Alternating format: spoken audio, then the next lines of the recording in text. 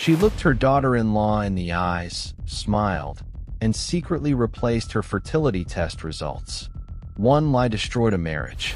But years later, inside the same hospital, one DNA report exposed the secret she'd spent decades hiding. Stay until the end.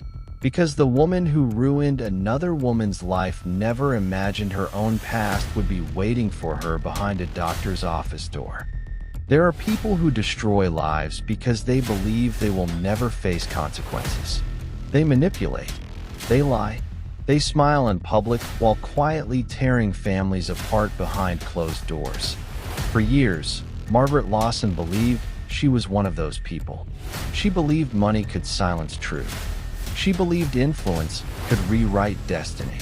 Most of all, she believed she knew what was best for her son. What she didn't know was that the very hospital where she planted her greatest lie would become the place where every secret she buried would finally come back to find her. When Michael Lawson introduced Emily Carter to his family, everyone noticed one thing immediately. Emily wasn't wealthy. She wasn't connected. She didn't come from an influential family. Her father had spent 30 years fixing cars. Her mother worked as a school librarian. They lived modestly, but they had something money could never buy: integrity. Emily carried herself with quiet confidence. She respected everyone.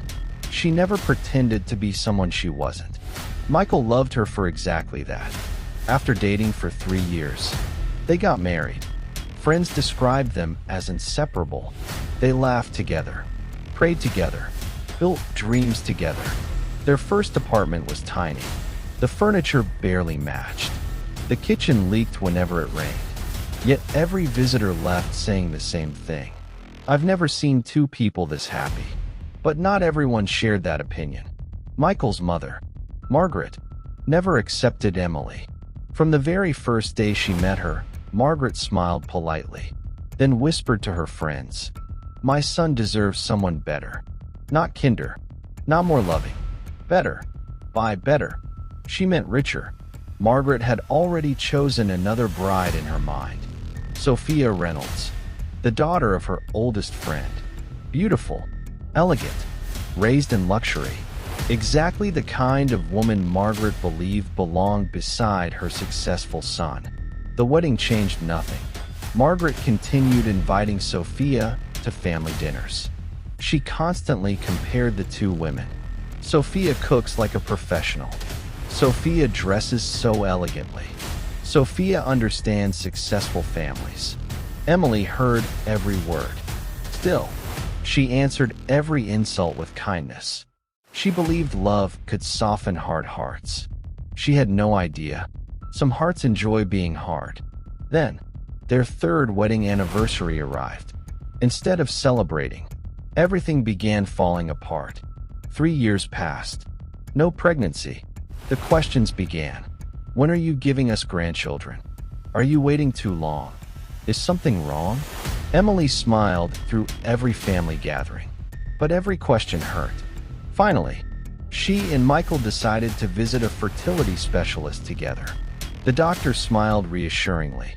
"Infertility is a couple's issue, not just a woman's. We'll test both of you." Michael agreed. Emily felt relieved. Whatever the answer was, they would face it together, or so she believed. When Margaret somehow learned about the appointment, something dangerous entered her mind. She had connections at the hospital, old friends, former classmates, people who owed her favors.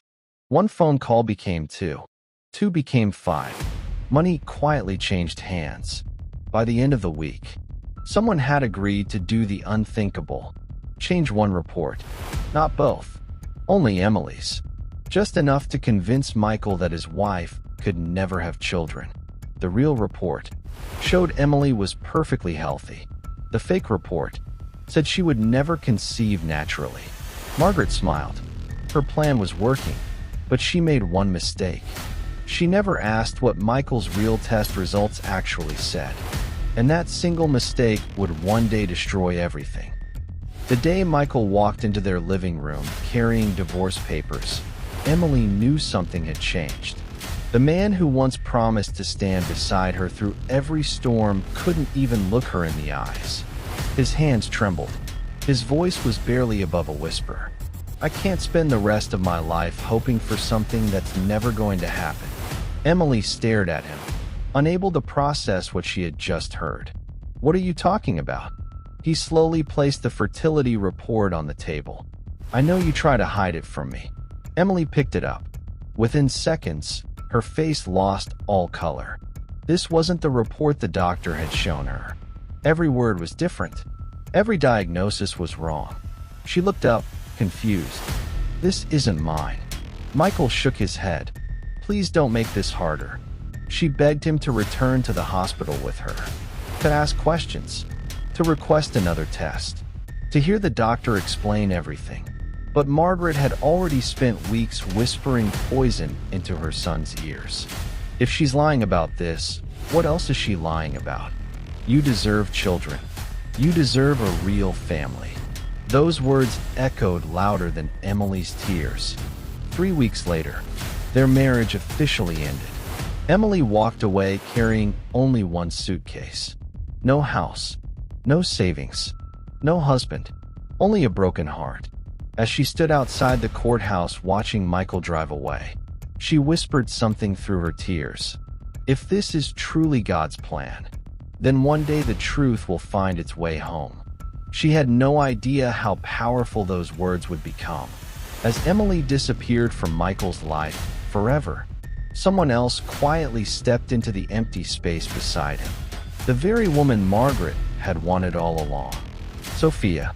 But would marrying Sophia finally give Margaret the grandchild she had sacrificed everything for? The first year after the divorce was brutal. Emily cried herself to sleep more nights than she could count. Every anniversary, every holiday, every couple holding hands reminded her of the future she had lost. But pain has a strange way of revealing strength. Instead of allowing bitterness to consume her, Emily went back to school. She earned certifications she'd always postponed during marriage. She accepted a position managing operations for a growing nonprofit organization. Within 4 years, she became its executive director. People admired her calm leadership, her kindness, her resilience. Most had no idea her smile had once been built from heartbreak. Then one rainy afternoon, life surprised her again.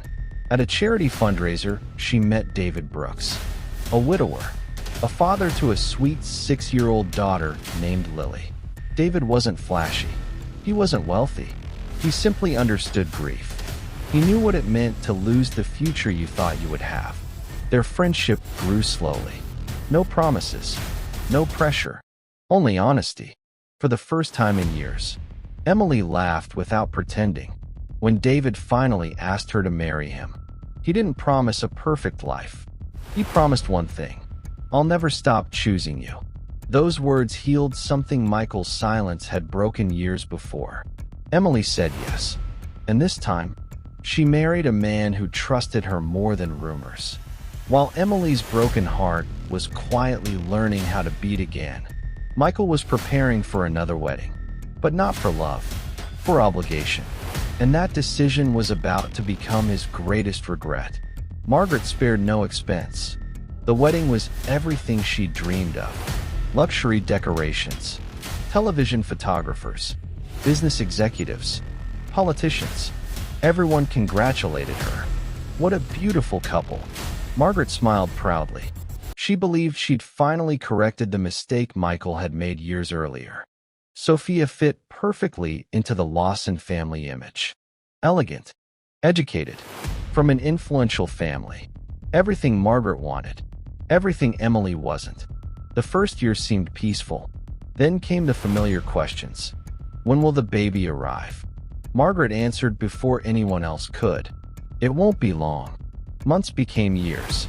Still, no pregnancy. Margaret's smile slowly disappeared. Then, she began repeating the exact same accusations she'd once used against Emily.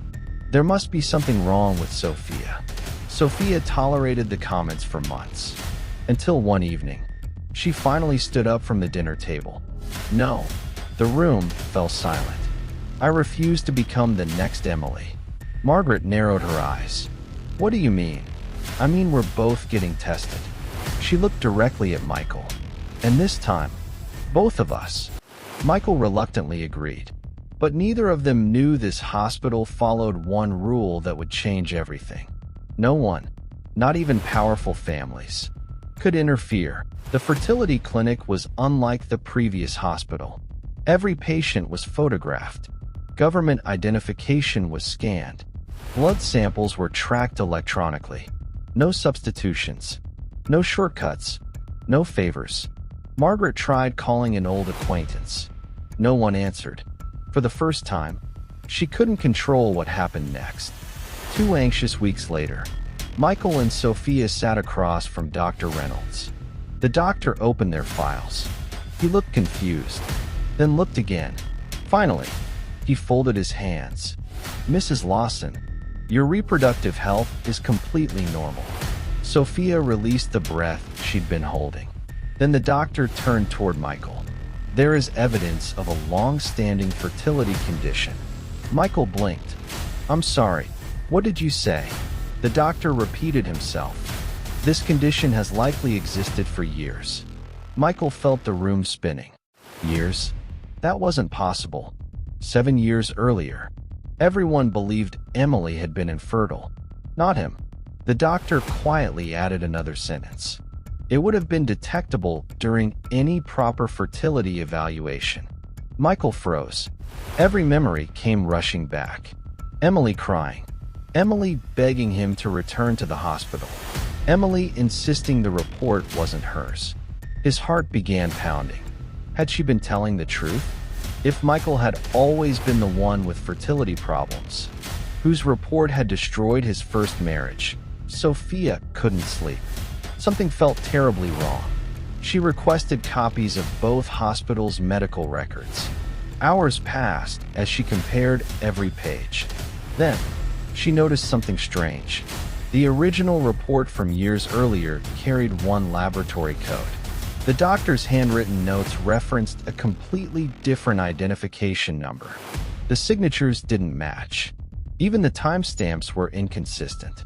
Someone had altered the paperwork. Not accidentally, deliberately. Sophia quietly slid the documents toward Michael.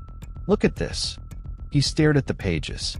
For the first time, he allowed himself to consider something impossible. Emily hadn't lied. Someone else had. But who? As Michael searched for answers, hundreds of miles away, another person had already decided she couldn't carry the truth any longer.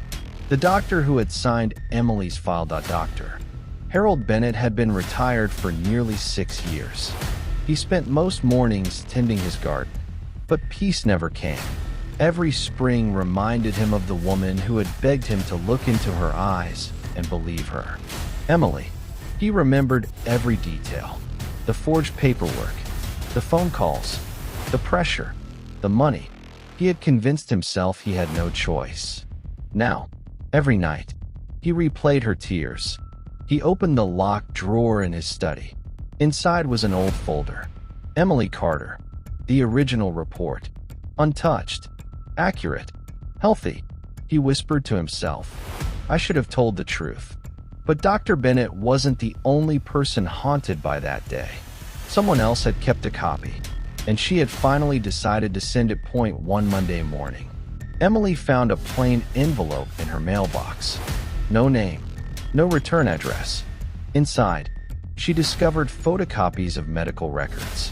At first, she didn't recognize them. Then she saw her own name. Her hands began shaking. Attached was a short handwritten note. These are the reports you were never meant to see. She compared the documents. One declared her infertile. The other declared her perfectly healthy. The original report bore the laboratory seal. The fake report didn't. Emily sat in stunned silence. For 7 years, she had believed her marriage ended because fate had been cruel. Now she realized. Someone had rewritten fate. Tears streamed down her face. Not because she still loved Michael, but because someone had stolen years of her life with a single lie. She placed a gentle hand on her growing baby bump. Yes, Emily was pregnant. The child she had once been told she could never have was kicking inside her. She smiled through tears. The truth had arrived, just later than she expected. But who had finally mailed the evidence? And why did they wait until now? Margaret sensed everything slipping away. Michael had stopped answering her calls. Sophia barely spoke to her. Questions were spreading. Then her phone rang. It was Dr. Bennett. He had one sentence. "I can't keep lying." Margaret drove straight to his house. She offered him money, then more money. When he refused, she threatened him. She reminded him what exposing the truth would do to both of them. Dr. Bennett slowly stood. "No, I've already destroyed one innocent woman's life. I'm not helping you destroy another." Then he said the words Margaret feared most. "If anyone asks, I'll tell them exactly who ordered those records to be changed." Margaret's face turned white. For the first time in years, she realized the truth no longer belonged to her. What could make a woman who had controlled everyone for years suddenly look terrified?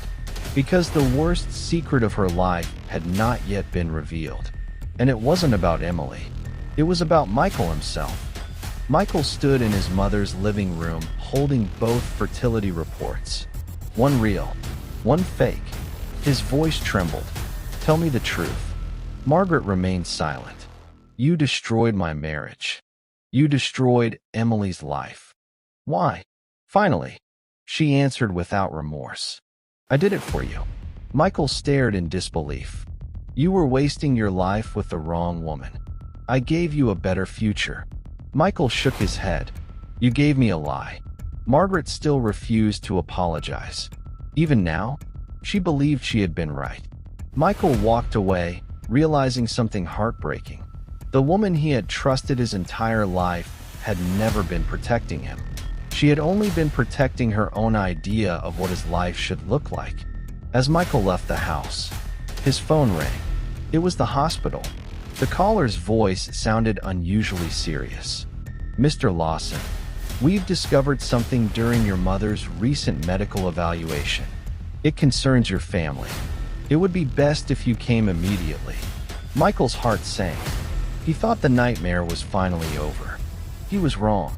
The biggest secret Margaret had ever hidden had nothing to do with fertility.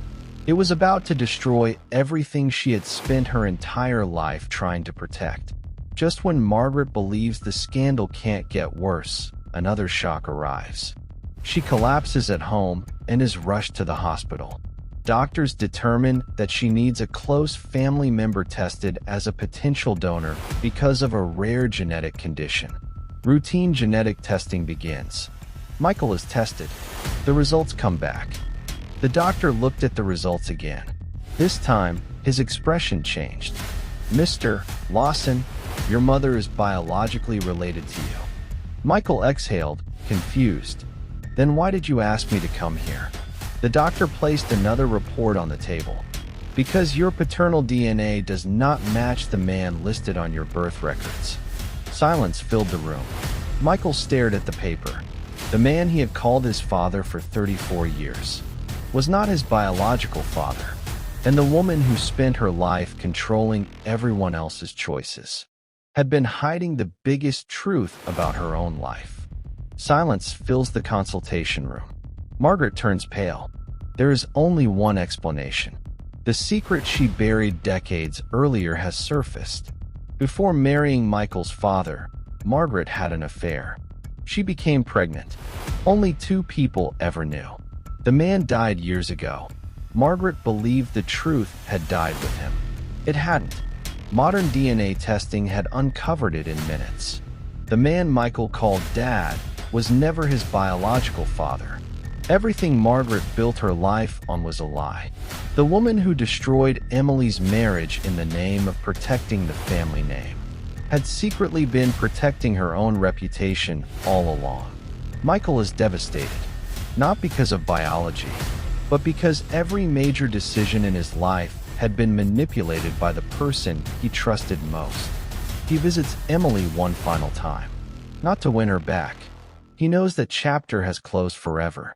He simply apologizes for believing fear over love, for choosing suspicion over trust, for failing the woman who never betrayed him. Emily accepts the apology, then quietly says, "Forgiveness doesn't always mean going back. Sometimes it simply means choosing peace." Michael leaves with tears in his eyes. Margaret loses the respect she spent a lifetime trying to control. Her influence disappears. Her friends distance themselves. Her carefully crafted image collapses, not because someone sought revenge, but because the truth finally caught up with her. Emily continues building a joyful life, free from bitterness. She proves that the greatest victory isn't watching those who hurt you fall. It's refusing to let them define your future. Some lies can survive for years. Some even destroy families. But the truth has a way of waiting patiently. And when it finally arrives, it rarely knocks. It simply walks in and changes everything. If this story moved you, tell us in the comments. Could you ever forgive someone who destroyed your marriage with a single lie? And if you enjoy emotional stories filled with unforgettable twists, subscribe and turn on notifications so you never miss the next story.